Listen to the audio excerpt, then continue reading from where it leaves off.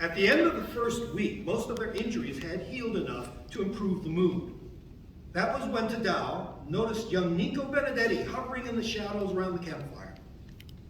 "Can't help smelling something mighty nice," said the boy. Robert Bartley lifted his freckled face with a smile. "Well, laddie, you came to the right place.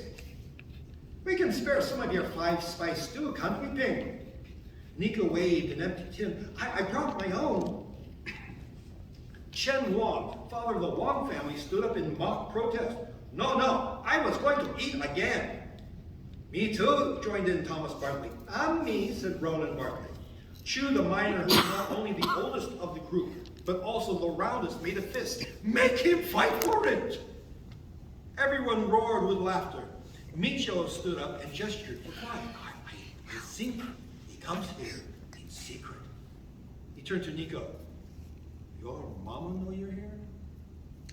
The boy turned pink and shook his head. "Ah," said the man around the campfire. Ping jumped up and said, "In that case, he gets 2 plates. Come on." With such hullabaloo, they invited Nico into their company. Tadao was fascinated at the good-spirited conversation around the campfire. Everyone there was a newcomer to this great country.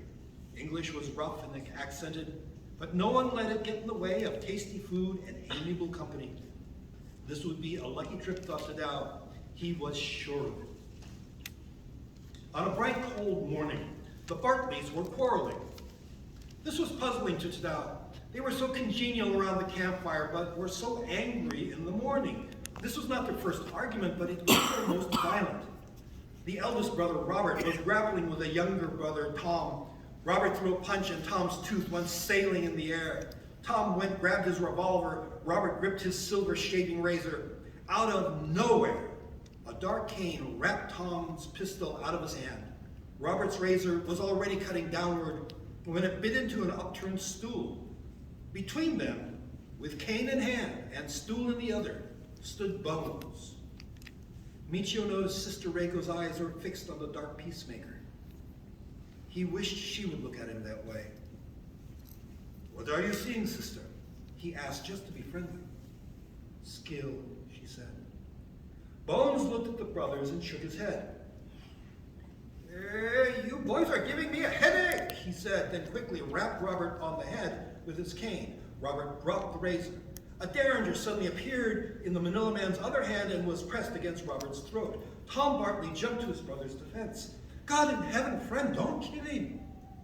Ronan shook his head. "This from the man who tried to shoot his own brother a minute ago. They're both fools." Bones' dark eyes seemed to sparkle. He put his derringer away and grabbed the brewing pot.